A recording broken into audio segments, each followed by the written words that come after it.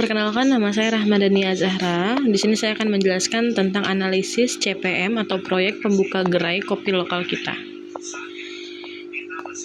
Penjelasan studi kasus atau proyek pembukaan gerai baru sebelum musim liburan. Untuk tujuan proyek adalah kopi lokal kita menargetkan pembukaan gerai tepat waktu karena diperkirakan terjadi peningkatan permintaan pelanggan selama musim liburan. CPRM digunakan untuk menyusun jadwal, melihat ketergantungan aktivitas, menentukan aktivitas kritis, dan menghitung durasi proyek. Terus untuk aktivitas utamanya itu ada 8. Yang A, studi kelayakan lokasi, B, perizinan usaha, C, desain interior, D, renovasi bangunan, E, pengadaan peralatan, F, rekrutmen karyawan, G, pelatihan karyawan, H, uji coba operasional. Di sini ada network diagramnya, hubungan ketergantungan antar fisik proyek. Untuk jalur krisis yang ditandain merah yaitu A, B, D, F, G, dan H. A itu ada 4 hari, B 6 hari, D 10 hari, F 5 hari, G 4 hari, H 3 hari. Yang C itu ada 5 hari, E 6 hari. Untuk perhitungan ES, EF, LS, LF, dan SLAP bisa dilihat dari tabel yang sudah saya buat. Ini sesuai dengan PDF yang sudah saya kirimkan. Untuk jalur kritis dan total durasi proyek, jalur kritis A ke B, ke D, ke F, ke G, dan ke H sama dengan 4 ditambah 6 ditambah 10 ditambah 5 ditambah 4 ditambah 3, itu hasilnya di 32 hari. C sama dengan desain interior, slack-nya itu 1 hari. Untuk E, pengadaan peralatan, slack itu selama 14 hari. Analisis resiko proyek, prioritas utama yaitu aktivitas jalur kritis. Perizinan terlambat dapat menunda renovasi dan menggeser target pembukuan. Lalu rekrutmen dan pelatihan terlambat, itu bisa terjadi karena gerai belum siap beroperasi secara optimal.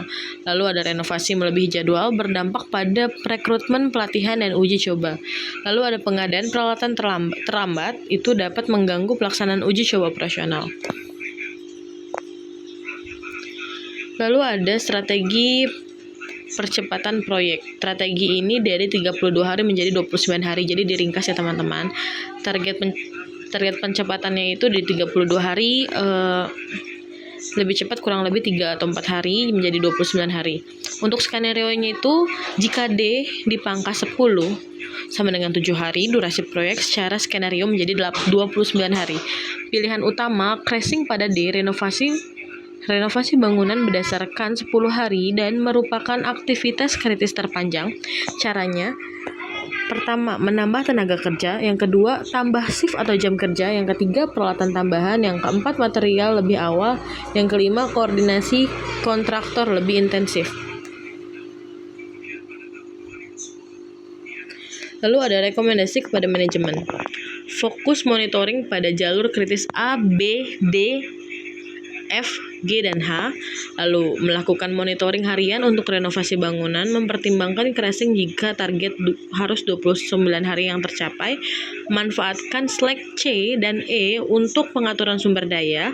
Lakukan pengadaan peralatan lebih awal dan disiapkan pemasokan alternatif. Lalu siapkan kandidat karyawan cadangan, jaga kualitas dan keselamatan selama percepatan. Lalu ini untuk kesimpulan di akhirnya itu, yang pertama itu ada durasi.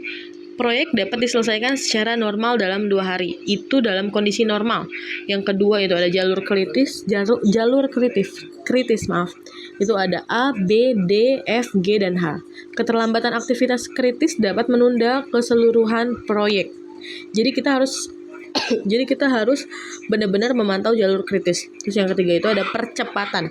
Target 29 hari dapat dikaji melalui crashing pada aktivitas D dengan mempertimbangkan biaya kualitas dan keselamatan. Dengan ini, CPM membantu manajemen mengendalikan waktu, memprioritaskan resiko, dan mengambil keputusan secara lebih terarah. Baik, kurang lebihnya sekian presentasi ujian HER pada mata kuliah MBO. Dengan saya Rahmadani Azahra dengan NIM 64220558 mengucapkan terima kasih. Semoga ilmu ini bisa bermanfaat. Kurang lebihnya mohon maaf. Wassalamualaikum warahmatullahi wabarakatuh.